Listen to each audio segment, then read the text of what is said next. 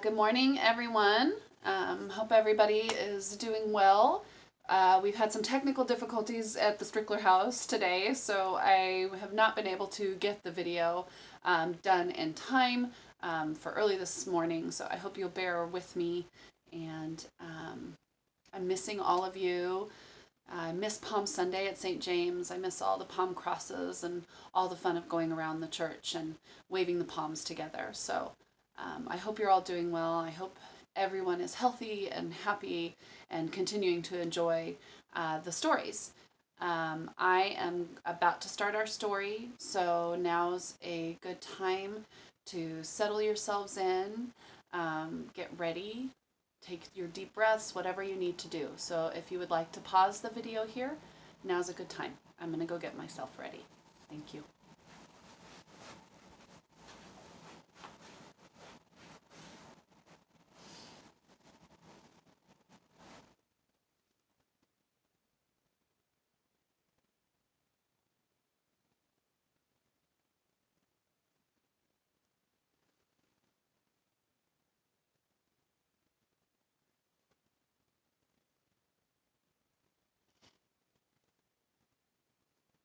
In the beginning, the baby was born. God chose the Mother Mary to be the Mother of God. Listen carefully to those words. God chose Mary to be the Mother of God. And the Word was born to a wordless child. When the baby looked up into the Mother Mary's face, he already saw the cross there. And when he looked into the Father Joseph's face, he saw the cross there too. The Mother Mary and the Father Joseph held the baby close. They kept the baby warm, and they gave the baby everything it needed to grow. And it grew.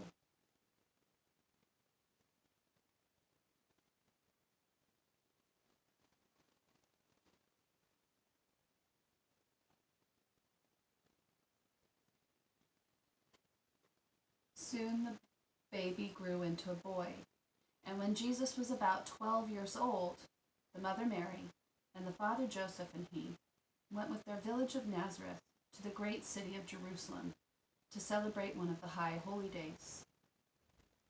When the celebration was over, Jesus and the Mother Mary and the Father Joseph left through the great city gates and on toward the road home.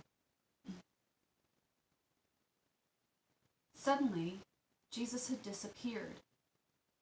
Mary and Joseph thought he was playing with the other children from their village as they walked home together. The Mother Mary and the Father Joseph went back through the gate into the city of Jerusalem and down the dark, narrow streets looking for Jesus. They looked in the place where they bought food, and they looked at the place where they spent the night. They looked everywhere. Finally, they looked at the temple, and there he was. He was with the rabbis, the priests. When he talked, they listened because he knew so much, and when they talked, he listened because he wanted to know more. Then the Mother Mary and the Father Joseph asked the question that all parents ask their children, "Why did you do this?" And children can never answer. And then Jesus said something very strange. "Didn't you know I would be in my Father's house?" Mary and Joseph were confused. Their house was back in Nazareth, near Joseph's carpenter shop. They didn't understand, but they did not forget.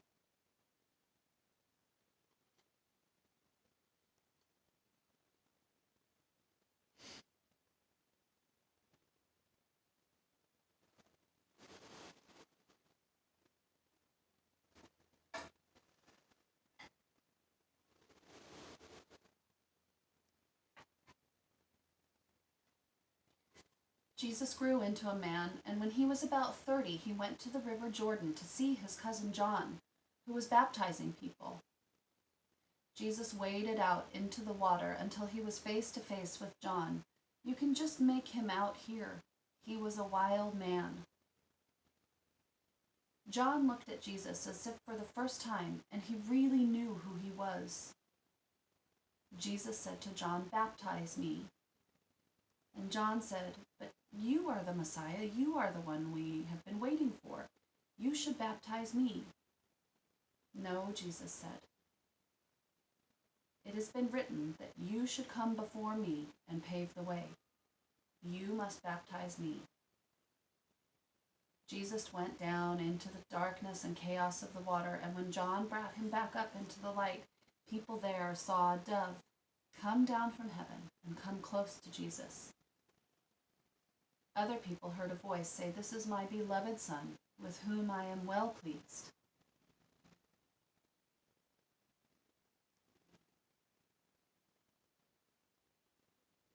Jesus then turned toward the desert to learn more about who he was and what his work was going to be.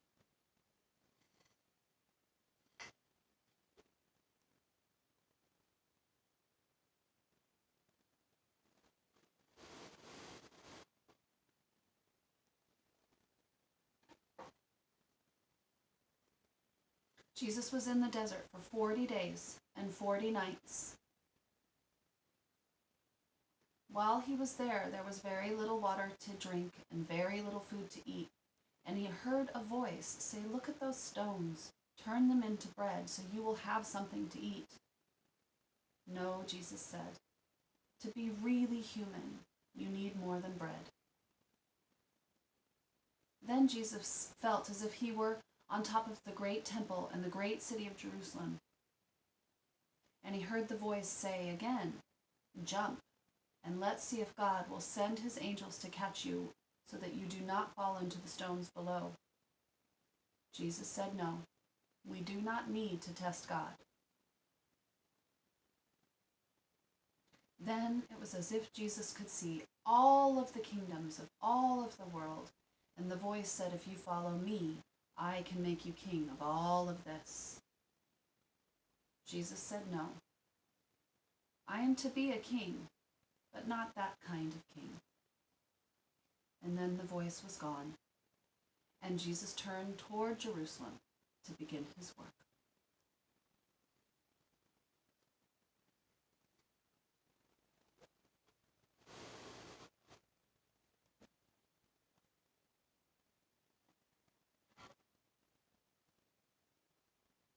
But what was his work going to be?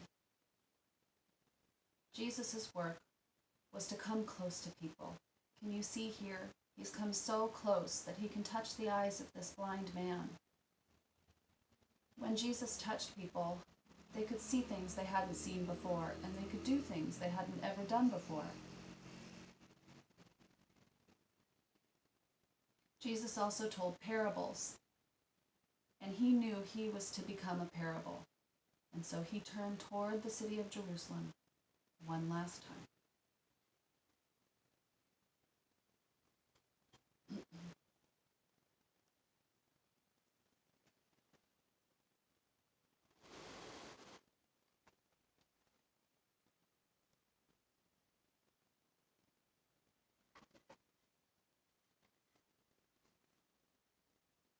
When Jesus came to Jerusalem, it was Passover time, and there were many people there from many different lands. They thought Jesus was coming to become king, but they weren't paying attention. Jesus didn't ride into Jerusalem on a great white horse. He was not carried in by soldiers. He came in on a donkey, and it wasn't even his. He had to borrow it. But still, that Sunday when Jesus rode into Jerusalem, the people gathered, and they waved branches of palm at him, a sign of the king. On Monday, Tuesday, and Wednesday, Jesus taught in the temple. At night, he would go with the 12 up to Mount Olive and the Garden of Gethsemane. People watched him and whispered. Mount Olive was where angels were supposed to come and gather a great army to beat the Romans. One day when Jesus was teaching, he pointed to an old woman, and he said, "Now do you see her coming? She is bringing something to the money box. Did you hear anything?" "No." She put the smallest coin there is into the money box. It was all the money she had. "Now look here. Here comes the rich man. He has so much money, he has to have people help him carry it. And when he pours his money into the money box, you can hear a great ringing and clanging. Now I wonder who has given more. Was it the old woman or the rich man?" Some people said the rich man, and others said the old woman. That Thursday night, the temple guards decided that was when they would take him, but they couldn't find Jesus. Jesus and the 12 hurried through the dark city streets to a house and up to an upper room where they had their last supper together. When everyone had finished eating what they wanted and drinking what they wanted, Jesus took a piece of bread. He broke it and said something like, "When you take this bread and eat it this way, I will be with you." And then he took a cup of wine, and when he sipped the wine, he said something like, "When you drink this wine like this, I will be there." What could he mean? He was always saying things like that.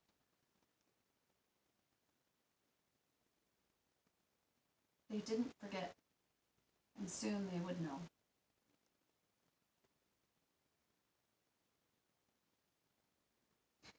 Judas left into the darkness of the night, and then Jesus and the 12 went back to Mount Olivet, where Jesus prayed in the Garden of Gethsemane. When he came back out of the shadows, Judas had come out of the dark as well. And he greeted Jesus, and this was a signal to the temple guards to take him.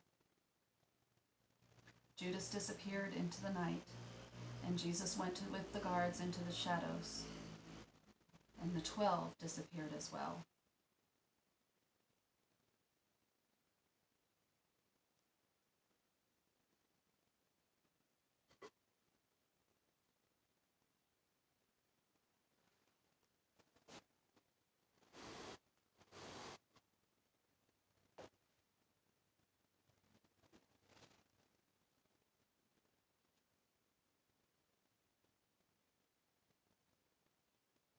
The night was so confusing, and the next morning Jesus was crucified on the cross outside the city gates.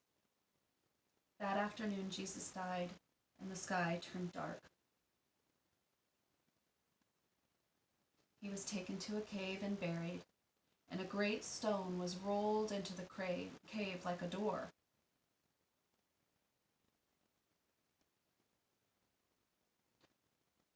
The next Sunday, the women were the ones who had the courage to go to the tomb.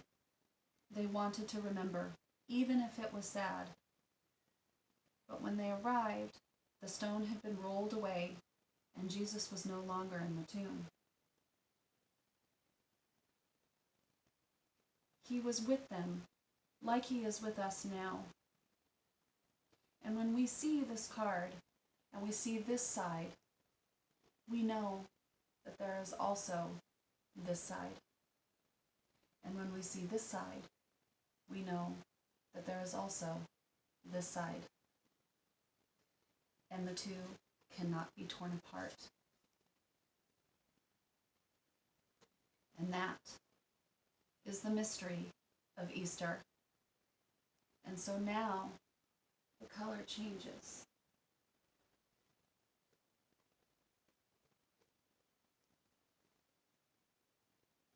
We have the beginning, and we have the middle, and we have the end. But wait, something is wrong.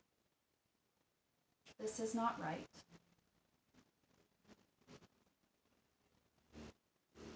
If we have the story in this way, it ends. But we know that the other side is here, and so then the story has a beginning and an end, and it is a beginning and an end, and the end is a beginning, and the beginning is the end. Let's see, what can we do? Maybe this one here.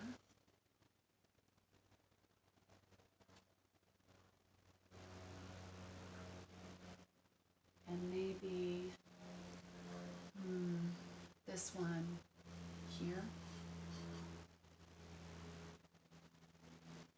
And this one here. And this one here. And this one here. And this one here. And now this one here. Yeah, that's better. Now the story has no beginning and no end. Because the beginning is the end and the end is the beginning.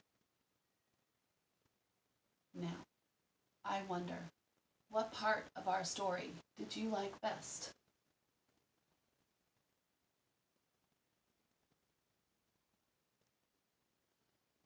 What part of the story are you in? Or what part is especially about you?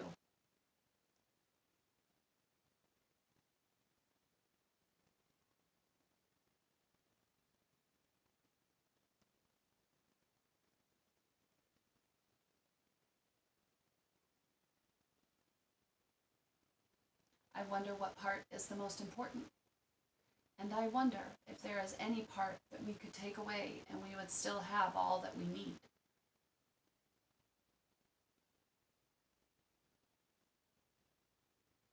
I hope that you've shared some of your wondering with your families and your friends. And I hope that you'll tune back every Sunday for this little bit of Sunday school until we can be back together again. Next week is Easter, and I have a special story for that day. And I hope that all of you will make some Easter eggs and share them with me. For now, today though, I want you to go and choose whatever creative materials you want to work with. And remember, again, it can be Legos, it can be blocks, it can be paint, it can be origami. Some of you love to do origami. Whatever you choose. But make some beautiful work. And I hope that you will send me pictures and share them with me. I'm going to end the story now. Thank you, everybody. And hopefully we will see you next week. Peace be with you.